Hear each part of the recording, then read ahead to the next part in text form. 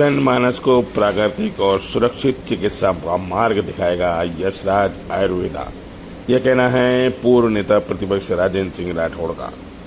आज की भागदौड़ भरी जिंदगी में जब तनाव, अनियमित जीवन शैली और खान पान से स्वास्थ्य प्रभावित हो रहा है, ऐसे समय में प्राकृतिक और सुरक्षित उपचार की ओर लौटना अत्यंत आवश्यक हो गया है। इसी उद्देश्य से राजधानी जयपुर में यशराज आयुर्वेदा का भव्य शुभारंभ हुआ, जिसमें जोड़ों का दर्द, cervical, sciatica, migraine, slip disc, depression, blood pressure, diabetes, तनाव से संबंधित बीमारियां, स्टीम बाथ, पंचकर्म और चिरेप्रैक्टिक चिकित्सा का इलाज किया जाएगा। डॉक्टर अभिषेक शर्मा ने बताया कि जहां देश के प्रधानमंत्री नरेंद्र मोदी योग और आयुर्वेद को बढ़ावा दे रहे हैं, क्योंकि अनेक असाध्य मानी जाने वाली बीमारियों का उपचार आयुर्वेदिक चिकित्सा के माध्यम से संभव है। आयुर्वेद की चिकित्सा पर आधारित एक नए प्रतिष्ठान का उद्घाटन हुआ है।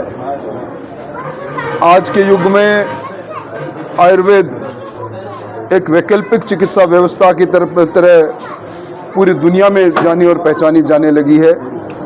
कई नए वैज्ञानिक अनुसंधान ने तय कर दिया कि कई बीमारियों का इलाज और विशेष तौर पर गैर संचारी बीमारियां, जिनको हम नॉन कम्युनिकेबल डिजीज कहते हैं, उनका इलाज आयुर्वेद में सबसे सटीक और अच्छा होता है। इनका साइड इफेक्ट नहीं। मैं शुभकामनाएं देने आया हूं।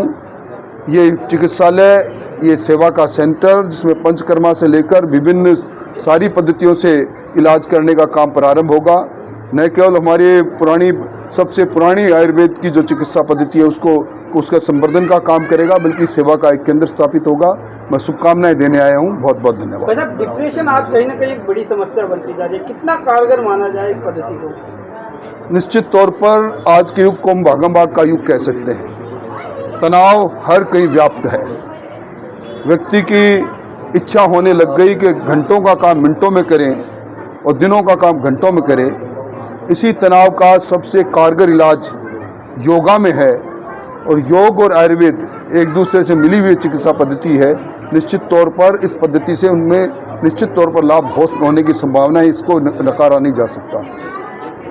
आयुर्वेद में लोगों का विश्वास बढ़ा है। ऐसे कौन कौन से रोग हैं जिसमें एलोपैथी की जगह आयुर्वेद से अगर इलाज किया जाए तो आजकल लोगों में बहुत ज़्यादा डिप्रेशन की समस्याएं हो गई है, और शिरोधारा के माध्यम से डिप्रेशन बहुत हद तक जो है वो धीरे धीरे कम होता है और फिर ख़त्म भी हो जाता है। हमारे यहाँ कायरोप्रैक्टर पद्धति से main cervical, slip disc, sciatica, shoulder pain, knee pain, joints pain, इनका कायरोप्रैक्टर पद्धति से बहुत सरलतापूर्वक इलाज होता है। कोई साइड इफेक्ट नहीं है इसका, कोई मेडिसिन की भी इतनी आवश्यकता नहीं पड़ती इसमें। और पेन किलर ऑयल और कायरोप्रैक्टर बहुत अच्छा इफेक्ट होता है।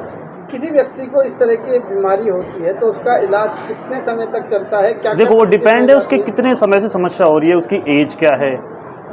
अगर 80 साल का है और 5-10 साल से, तो थोड़ा सा महीने 20 दिन का समय लग जाता है। और अगर लेटर कोई साल 6 महीने से, ये तो बहुत जल्दी हो सकता है, 1-2 सिटिंग में ही जो है वो ट्रीटमेंट कंप्लीट होता है।